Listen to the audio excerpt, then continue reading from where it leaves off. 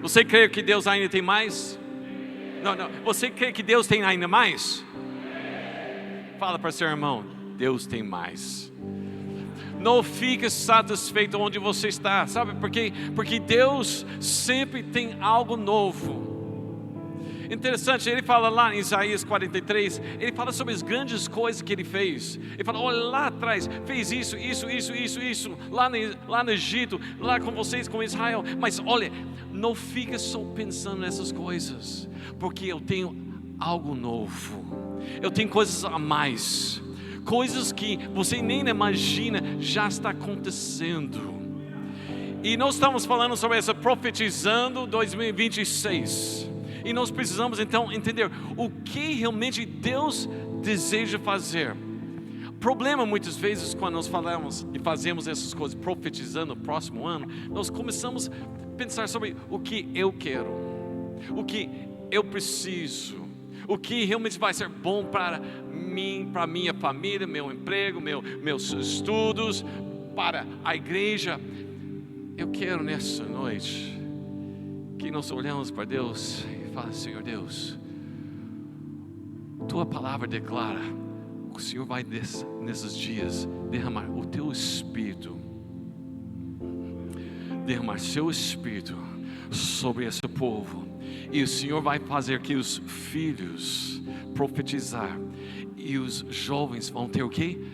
Visões. Visões de quê? Visão de passar vestibular? Não. Visões o que Deus tem. Sonhos para anciões, para ver o que Deus tem preparado, o que Deus está projetando. Nós precisamos entender o que Deus tem, é onde nós precisamos estar alinhando. 2026, nós precisamos falar, Jesus, não o que Jesus faria, mas o que Jesus está fazendo. E assim juntar com Ele e falar, Senhor Deus, nós estamos contigo, nós vamos andar nessa direção, essa visão, esse sonho, essa palavra. Senhor Deus, o que nós precisamos, o Senhor já sabe. Precisa uma cura aqui, precisa aumento aqui, precisa resolver problemas aqui, tá? O Senhor já sabe. Mas Senhor Deus, 2026, eu não posso viver nada menos do que o Teu propósito. Está no 5º dia? Você está fazendo cada dia um mês? Então, 6 meses. Então, hoje seria maio, né? Maio. Eu mal consigo pensar o que vai fazer semana que vem, né? Maio é longe. Mas Deus já tem maio na mão dele. Deus já tem maio, já tem os planos, Ele já tem tudo escrito. O que nós precisamos fazer então? Alinhar com Ele, andar com Ele e falar, Senhor Deus, eu estou olhando para maio, eu estou vendo coisas grandiosas, eu estou vendo o sobrenatural, eu estou vendo o poder, eu estou vendo unção, eu estou vendo o impacto aqui nessa cidade sendo transformada, eu estou enxergando pessoas conhecendo Jesus Cristo, eu estou vendo pessoas sendo libertos, eu estou vendo pessoas batizando, eu estou vendo discípulos crescer, eu estou enxergando a visão do Senhor Deus. Você está me entendendo essa noite? Sim, tá conseguindo me entender bem? Sim, tá? Você sabe, o gringo às vezes enrola a português aí, né? Mas Deus já tem plano, Deus já tem projeto. 2026, Ele já tem. O que nós precisamos então alinhar com Ele. Então essa noite eu quero falar sobre isso com vocês. Vamos abrir nossas Bíblias. Salmo 121. Salmo 121. E vamos dar uma olhada nessa salmo aqui. Elevo meus olhos para os montes. De onde me virá o socorro? O meu socorro vem do Senhor, que fez o céu e a terra. Mais uma vez, eu levo meus olhos para os montes. De onde me virá o meu socorro? Declara: o meu socorro vem do Senhor. Qual Senhor?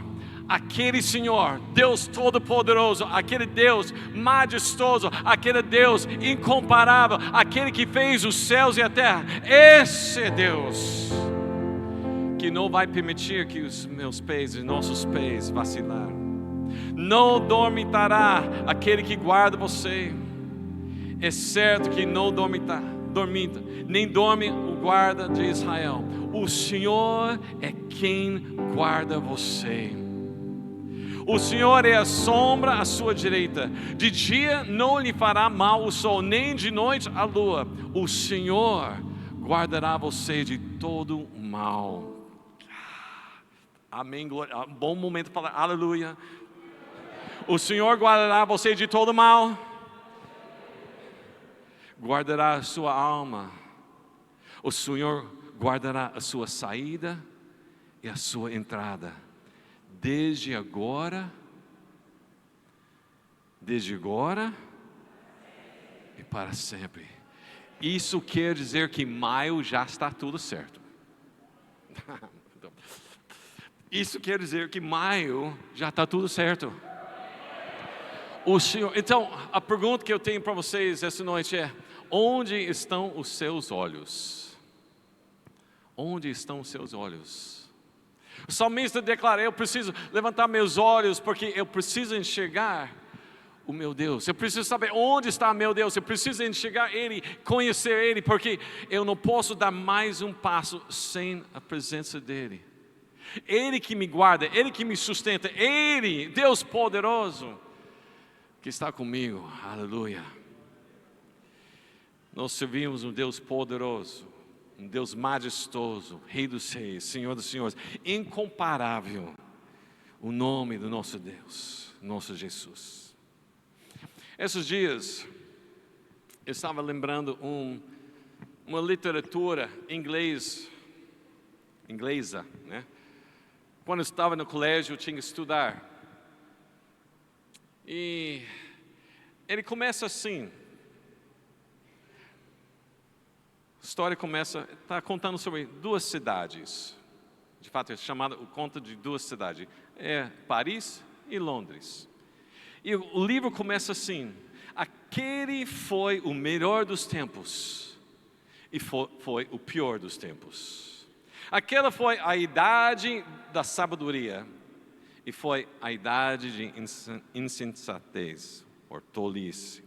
Foi a época da crença e foi a época da descrença. Foi a estação da luz e a estação das trevas. A primavera da esperança e o inverno do desespero. Tínhamos tudo diante de nós e tínhamos nada diante de nós. Íamos todos direito para o paraíso, íamos todos direito no sentido contrário. Em suma, o período era em tal medida semelhante ao presente, que algumas de suas mais ruidosas autoridades insistiram em seu recebimento para o bem ou para o mal, apenas no grau superlativo de comparação. Eu não sei porque eu lembrei essa passagem nesses dias. Eu estava lá correndo assim, né? E veio essa passagem desse livro. Eu falei: Senhor, por que eu lembrei isso? Que faz muito tempo que eu não li esse livro. E Deus começou a falar e ministrar no meu coração. Porque o autor começou: era melhor dos tempos e pior dos tempos. Tempos bons, tempos ruins, tempos de sabedoria, tempos de tolice. E Deus, o Espírito Santo falou: tudo depende de onde estão os seus olhos. Como você está discernindo, como você está percebendo os tempos. Como você está vendo o mundo hoje. Porque vamos falar a verdade, 2025 foi difícil, sim ou não? Sim. Não, aqui em Novo Horizonte foi excelente, eu tenho certeza. Mas lá em Marília, né, tem um boato por aí que falam que 2025 foi muito difícil, né? Mas o pior é que pessoas estão falando 2026 vai ser ainda pior. Tem pessoas que já estão falando 2026, meu Deus, vai ser complicado, ano de eleição, Copa do Mundo, problemas com Trump, com Lula, com esse problema aí, Bitcoin, como é complicado. E, interessante porque nós estamos na época de Natal, né? Vocês, né, sabem, Natal, e você abre lá em Lucas capítulo 2, e você vê que lá versículos 8 a 14, os pastores estão lá no campo, Jesus nasce lá em Belém, né? Lá na manjedoura, o anjo aparece para os pastores, e fala o seguinte, né? Olha, nasceu hoje na cidade de Davi, né, o Messias, o Salvador. Aí de repente, né, chegou um grupo, um coral de anjos declarando glória a Deus nas alturas e paz na terra. Eu fico imaginando, glórias a Deus nas alturas, ok, certo, isso dá para entender, mas paz na terra? Espera aí, não é tanto paz agora aqui não, né? É muito fácil para falar isso, mas paz na terra, olha o que está acontecendo, guerras para lá, para cá, né? Tem problemas econômicos, nós temos situações políticas, nós temos situações dentro de nossas cidades, familiares e tudo isso. Onde está a paz? Onde está a esperança? O mundo está clamando porque nós estamos perdidos. Onde está realmente a paz? Onde está a nossa esperança? E nós olhamos para frente e talvez pensamos, nós estamos profetizando, mas nós profetizando, eu espero que isso dê certo, eu espero que janeiro vai ser bom, eu espero que consiga alcançar isso, eu espero isso. E Deus está falando, espera aí, a paz da terra, quando nós entendemos, glórias a Deus nas alturas. O que nós precisamos então entender é onde estão os meus olhos, onde estou enxergando, o que eu estou enxergando, porque tem a diferença entre vista e visão. Você sabe disso, né? Vista mostra todos os problemas. De fato, vista é o inimigo número 1 da visão. Quando nós olhamos as circunstâncias, as situações, as complicações e tudo, nós começamos a desanimar e começamos a falar, é difícil, é complicado, não tem isso, né? Não tem condições, e nós começamos a fechar a visão e não enxergamos o que Deus deseja fazer. Por isso, Salmo 46, vamos abrir lá em Salmo 46,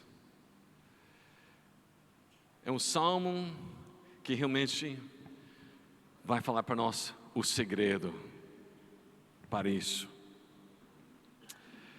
Deus é nosso refúgio, é nosso fortaleza, também o quê? Socorro bem presente na angústia, amém? E tem mais, continuar, portanto, não vamos ter medo, por quê? Mesmo que a terra se mude, e ainda que os montes se transportem para o meio dos mares, ainda que as águas rujam e se perturbem, ainda que os montes se abalem pela sua braveza. Quer dizer, a vista está mostrando um monte de problemas, mas, meu Deus, é meu refúgio. Mesmo que os montes estão lançando, Ele é minha fortaleza. Mesmo tem problemas dentro da casa, enfermidade, problemas de relacionamento, Ele é socorro bem presente na hora de angústia. Por quê? Porque tem essa paz? Por causa da glória a Deus nas alturas. Há um rio cujas correntes alegram a cidade de Deus, o santuário das moradas do Altíssimo. Deus está no meio dela, não se abalará, Deus a ajudará. Já ao romper da manhã, os gentios se embraveceram, os reinos se moveram, Ele levantou a sua voz e a terra se derreteu. O Senhor dos exércitos está conosco. O Deus de Jacó é o nosso refúgio.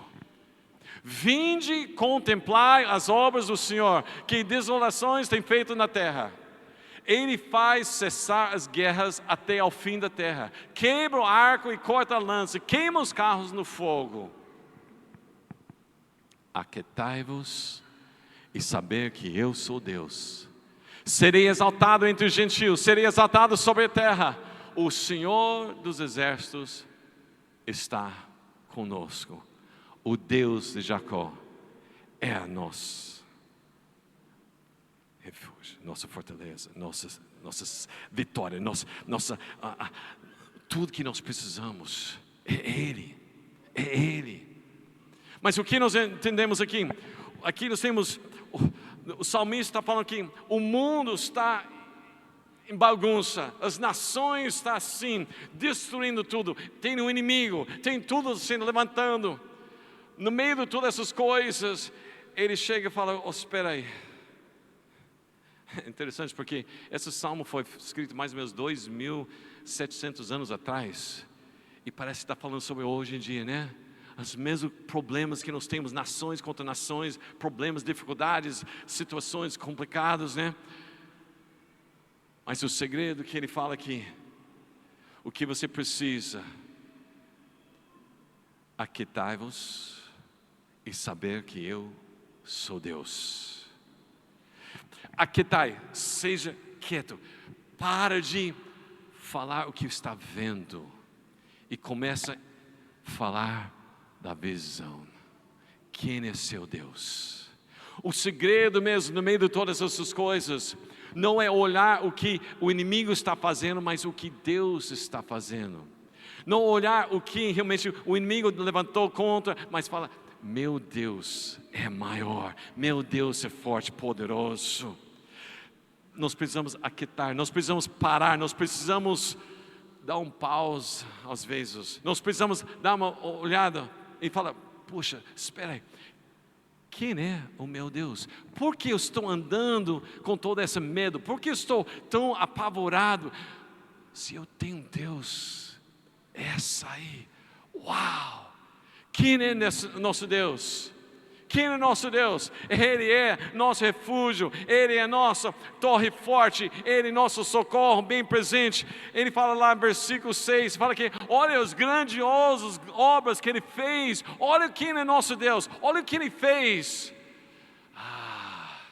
Não importa o que está acontecendo, eu vou olhar para Ele, meus olhos estão nele, porque não tem outra, né? Nós precisamos parar um pouquinho e lembrar quem é nosso Deus. Sabe por quê? Porque o inimigo constantemente está fazendo nós lembrar quem Ele é.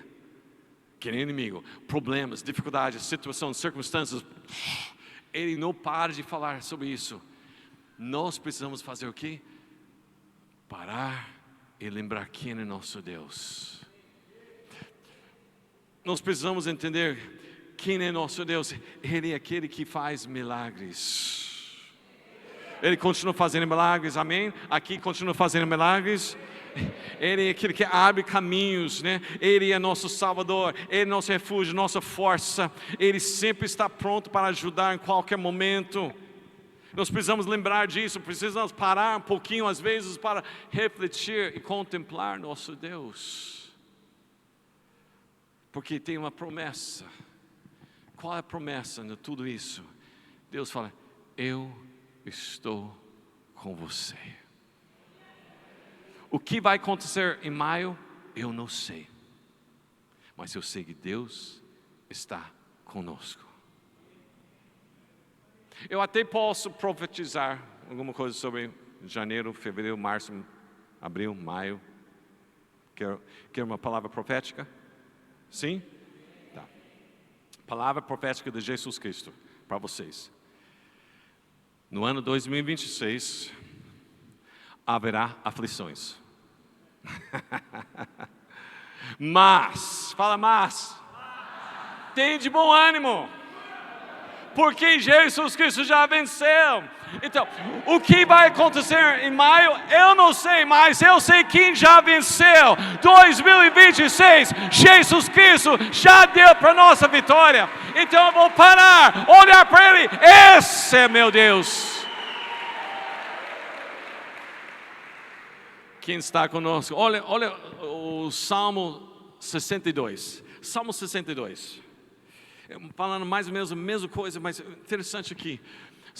A minha alma espere somente em Deus. Dele vem a minha salvação. Sou Ele a minha rocha e a minha salvação. É minha defesa, não serei grandemente abalado. É interessante, porque às vezes nós, dentro da igreja, nós cantamos, nós falamos, e nós temos frases que nós falamos, tipo, Deus é meu refúgio, né? Minha alma espere no Senhor. Eu não serei abalado. O salmista começa assim, mas olha o que acontece no próximo versículo. Até quando essa palavra aí. Por isso eu não uso corrigido, porque tem palavras que eu não consigo pronunciar. Maquinareis, né? Até quando vai fazer esses mal contra um homem? Sereis mortos todos vós, sereis como uma parede encurvada e uma sebe prestes a cair. Eles somente consultam como o hão de derrubar da sua excelência, deleitam-se em mentiras, com a boca bendizem, mas nas suas estranhas maldizem.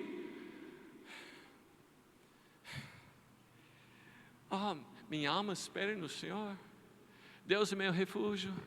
Quão grande, meu Deus. Às vezes nós usamos frases de efeito, mas não acreditamos. Nós cantamos, nós falamos. Salmista, minha alma espera no Senhor, é o meu refúgio. Eu estou forte, firme, né? Mas de repente ele olha ao redor, começa com vista e fala: Senhor, eu cantei, falei. Quero saber, até quando vou ter que enfrentar isso? Até quando vou ter esses problemas? Até quando, né? Ninguém aqui pergunta isso para Deus, né? Todos vocês estão tranquilos, né? Mas lá em Marília, nós temos momentos que falam: Deus, mais um problema, mais uma dificuldade, mais uma enfermidade, mais uma... Aí olha o que acontece em versículo 5. O salmista está falando, e depois ele percebe: espera aí, eu estou falando, Deus é meu refúgio, mas meus olhos estão olhando ao redor. Então ele fala que eu preciso parar. Ele fala, em uma versão fala que em silêncio, né? Ele fala: ó alma, espere somente em Deus, porque dele vem a minha esperança. Não é mais frase de efeito. Ele fala: eu tenho que parar. Alma, para de olhar essas coisas, para com a vista. Alma, para. Espere nele. É Ele. Não é mais frase de efeito. Para de jargões. Nós precisamos parar de frase de crente e começar a falar: alma, para um pouquinho, olha para Ele. Mesma coisa acontece em Salmo 42, bem poética. Assim como a corça anseia por águas, né? Assim minha alma anseia por Ti. De Ti tem sede, né? O Salmo 42, de Ti tem sede de Ti, oh Deus vivo. Não é isso que fala, né? Por Ti, oh Deus. Versículo 2. Minha alma tem sede de Deus vivo. Quando eu entrarei e me apresentarei diante da face de Deus. Uau, poética. Cantamos: assim como a corça anseia por águas, como... Faz tempo que vocês não cantam isso, né? Meu coração tem sede de Ti, meu. A gente canta, é lindo, maravilhoso. Só que frase de efeito. Olha o que acontece, próximo versículo.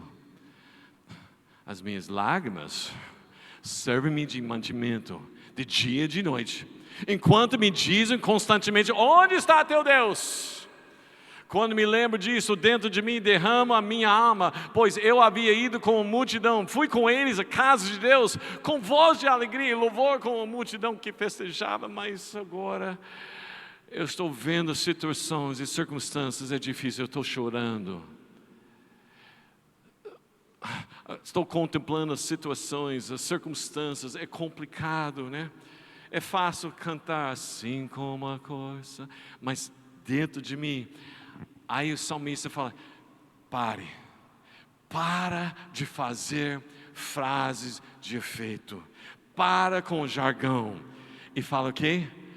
Alma, porque você está abatida, para com isso, espere em Deus, pois ainda o louvarei pela salvação da sua face. Alma, eu sei que está vendo coisas, eu sei que é difícil, eu sei que tem circunstâncias, tem problemas que parece que não tem jeito, mas alma, pare um pouquinho, espere nele, porque nele tem a salvação, nele é nosso refúgio, nele. Você está me entendendo essa noite, irmãos, tá? Nós precisamos sair de ser crente e ser aqueles que conhecem a Deus. Aqueles que conhecem a Deus. Tem muita crente por aí, né? Você sabe a diferença entre pessoa que é crente e pessoa que conhece? Sabe a diferença? Porque eu lembro quando eu cheguei aqui em Brasil, já vai fazer 40 anos, né? 40 anos, ano que vem, 40 anos em Brasil, uau! Eu cheguei, eu não sabia muito português, montava frases para falar, né? E tinha uma frase em inglês que é I am a Christian. Eu procurava no dicionário, Michaelis, naquela época, né? Não tinha Google Tradutor, não tinha nada disso. Então, aí a frase é: eu sou cristão. Então, eu falava essa frase: eu sou cristão. Mas naquela época, né? Naquela época, lá no 86, Igreja Batista, conservadora, bem tradicional, lá em Marília, os jovens falaram para mim: não pode falar sou cristão, não. Eu falei: por que não? Não, cristão, naquela época, cristão era católicos, tá? Católicos. Eles são os cristãos. Aí eu falei: e gente, que nós somos? Nós somos crentes. Crente, vamos lá, procurando, crente. Crente, aquele que crê. Falei: tudo bem, aquele que crê. Mas eu ouvi na Bíblia que também os demônios creem, então eu não quero ser associado com demônio, não. Então eu falei: se eu não posso ser cristão, não quero ser crente, então eu sou conhecedor. Aí os caras falavam: o que é isso? É porque tem uma diferença entre a pessoa que crê e que conhece. Deixa eu contar uma história, né? Que talvez ajude vocês. Tempo atrás, lá em Nova York, tinha um jovem. Cresceu a vida inteira lá em Nova York. Cheio de prédios, concreto, asfalto, tudo isso, né? E ele sempre sonhava para sair da cidade para um acampamento dos jovens, lá no campo. E ele estava muito animado porque ele foi convidado para um acampamento. Lá nos Estados Unidos, acampamento é assim, vai para campo, assim, né? E o mais gostoso naquele momento era ter uma fogueira aí, tá? E pessoas iam sentar em volta da fogueira, cantando músicas, né? Assim como a coisa, tá? Cantava assim, tá? E americanos têm um costume, quando tem fogueira aí, pegar marshmallow, tá? Vocês sabem marshmallow, aquela coisa, né? Tá? Coloca um espetinho e coloca lá no fogo para assar, né? Tá? É gostoso, viu? Tá? É gostoso, né? Tá? Eu sei que não é como picanha, mas é gostoso, né? Tá? Aí você assa a marshmallow. Então, esse rapaz, ele estava muito animado, que ele vai para realmente, finalmente, assar, fazer o churrasco de marshmallow, ok? Ele está lá na primeira noite, coloca o marshmallow lá, ele coloca, mas como ele é novo, nunca fez isso na vida, e tem uma coisa, quando você coloca o marshmallow dentro do fogo, o marshmallow é mole, aí pegou fogo, o que acontece com o marshmallow que pegou fogo? Pum, cai no fogo. Ele fala, my marshmallow. Mas ele nunca viu fogo na vida dele, porque lá em Nova York tudo é elétrico. Então ele pensou que ele podia colocar a mão no fogo e pegar marshmallow. Então ele estava pronto para colocar. Sorte dele, tinha ao lado dele um cara que era mais expert, né? Mas cara, não coloca sua mão dentro do fogo, não. Por que não? Eu vou queimar marshmallow. Não, você não está entendendo. O fogo vai queimar. Fogo, sua mão é carne. Carne, fogo, churrasco. Você não pode colocar a mão no fogo. Aquele momento, aquele menino fala, tá bom, eu acredito que você falou. Naquele momento ele virou crente. Tá? Ele pegou outro marshmallow, agora mais cuidadoso, tá? Começou a comer, tá gostoso, né? A noite passa, tá chegando o final, né? Todo mundo está indo para dormir, mas ele está tão animado. O último marshmallow, sozinho, coloca lá, como ainda novo crente, né? Ele ainda não pegou todo jeito, mais uma vez pegou fogo, o último marshmallow. Naquele momento ele falou, bom, eu creio. O cara falou, se eu coloco a mão dentro, pode queimar, mas eu sou um rapaz esperto, sou rápido, né? Então eu vou, bem rapidinho, pegar tudo isso. Então vou lá, 1, 2. Você já sabe o que aconteceu, né? Pegou na mão, 5 foguinhos. Naquele momento alguma coisa aconteceu. Você pergunta para ele, você acredita, se você coloca a mão no fogo, você vai se queimar? Ele fala, não, eu sei, eu conheço o fogo, eu fui tocado pelo fogo, olha as marcas aqui, olha aqui. Você crê que existe um Deus que enviou Jesus morreu na cruz, você acredita nisso? Eu não acredito, eu conheço. Olha, eu fui marcado, olha Marcos aqui, ele me conhece, eu conheço ele, eu não sou mais crente, eu sou conhecedor. Você está me entendendo a diferença? Nós precisamos falar, alma, para com isso, para de olhar as coisas, para de crer nas coisas e começa a conhecer o seu Deus. Amém? Uau, o tempo voou aqui, meu, até que horas? Pode um pouquinho mais, deixa eu falar. Ok, vamos lá. Para terminar com vocês. O que Deus tem para 2026?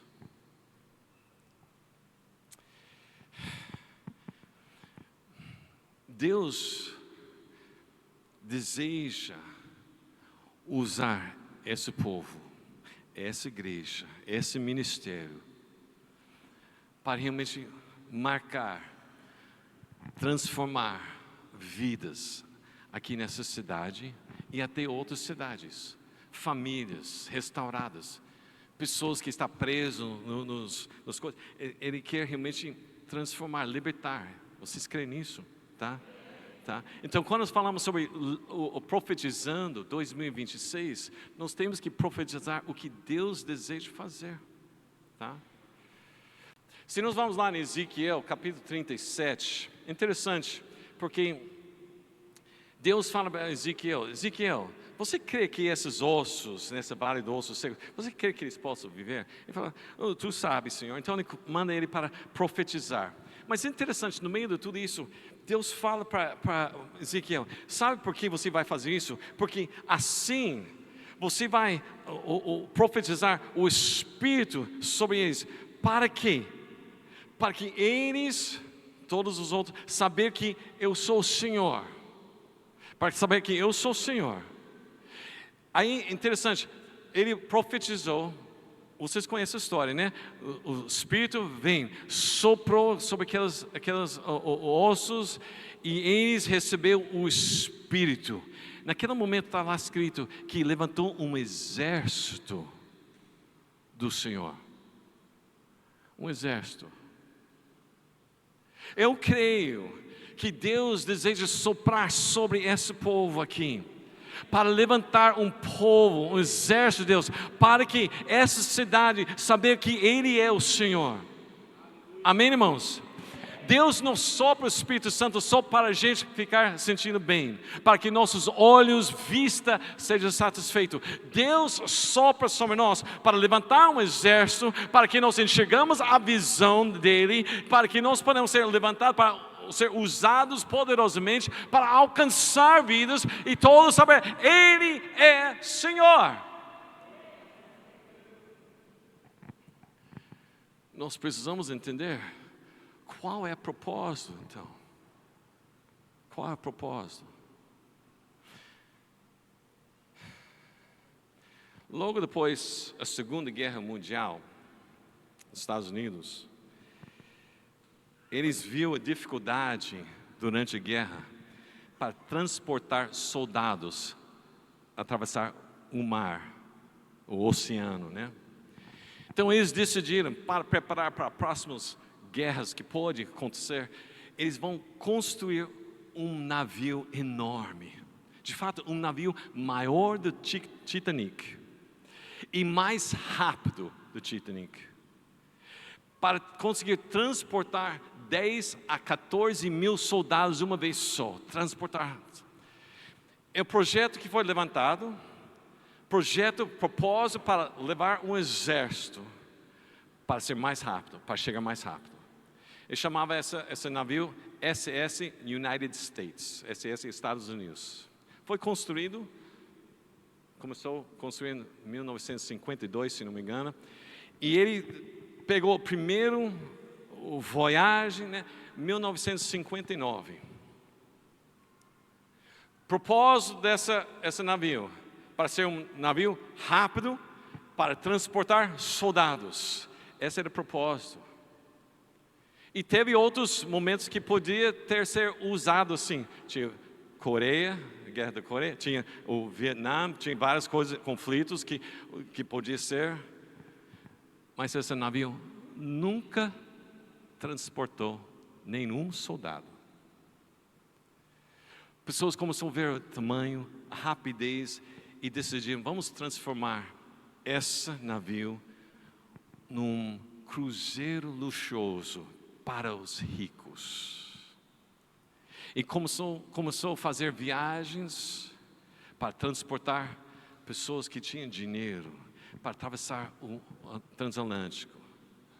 Ficou de 1959 até 1969, quebrou a empresa.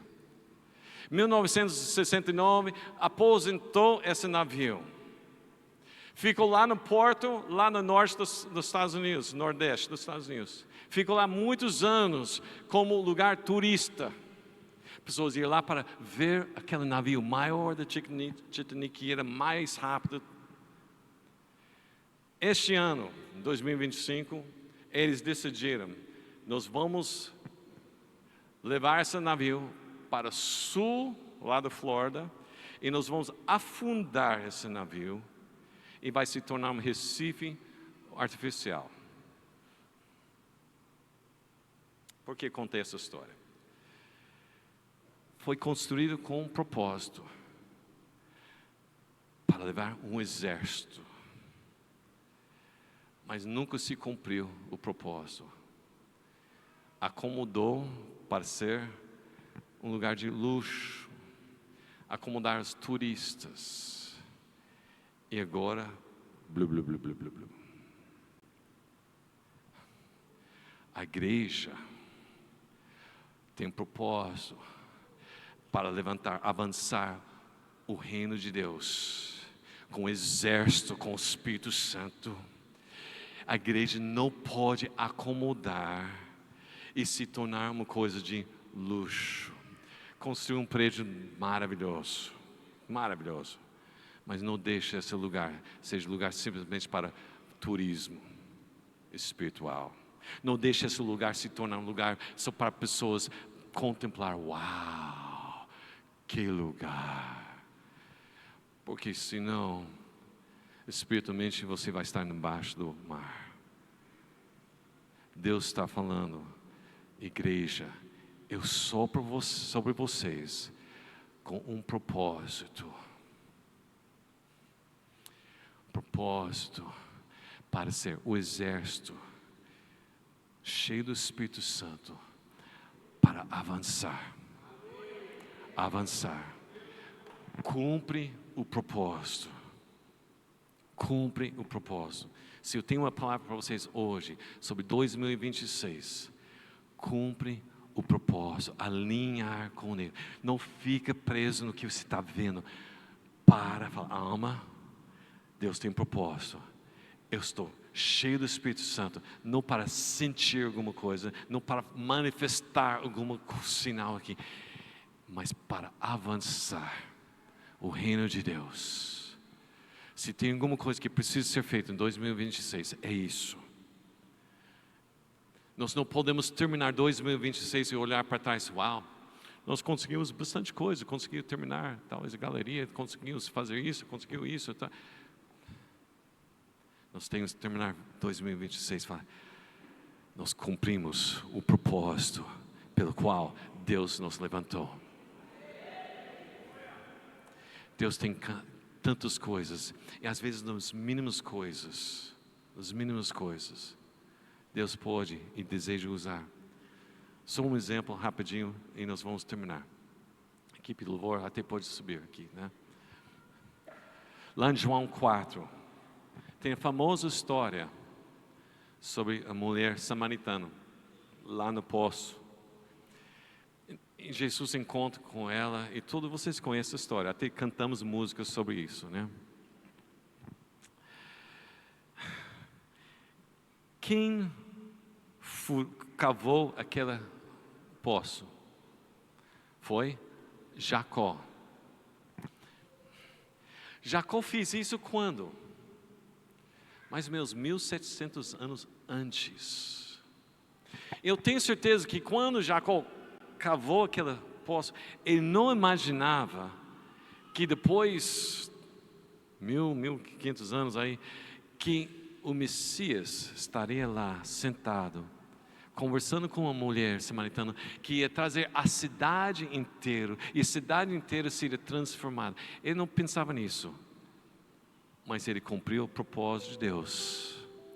Às vezes nós não vamos enxergar tudo que Deus vai fazer, mas obedecer quando Ele fala, cava. Pode cavar. Mas o que isso vai fazer? Eu vou usar isso. Mais um. Caleb. Você conhece Caleb, do Josué e Caleb? Caleb entrou lá na terra prometida, junto com Josué, ajudou algumas outras tribos a conquistar. Mas lá, depois de 5 anos que entrou, ele chegou para Josué: Josué, eu já estou com 85 anos, eu quero conquistar a terra que Deus prometeu. Ele conquistou uma terra que estava cheia de gigantes. Conquistou. Qual era essa região que ele conquistou? Chama Hebron. Por que é interessante isso? Porque dentro do território de Hebron tem uma pequena vila chamada Belém. Caleb é do tribo de Judá. Coisa que foi conquistada 1000 anos antes, preparou o caminho para a chegada do Messias. Às vezes nós não sabemos exatamente o que pode acontecer,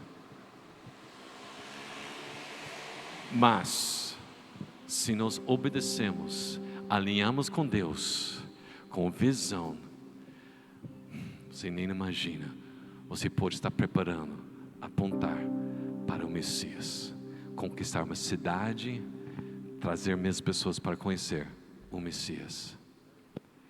O que você vai profetizar para 2026? Carro novo, casa novo, emprego novo, passar vestibular, Deus já cuidou disso. Que tal a gente profetizar? Eu estou alinhado contigo, Senhor.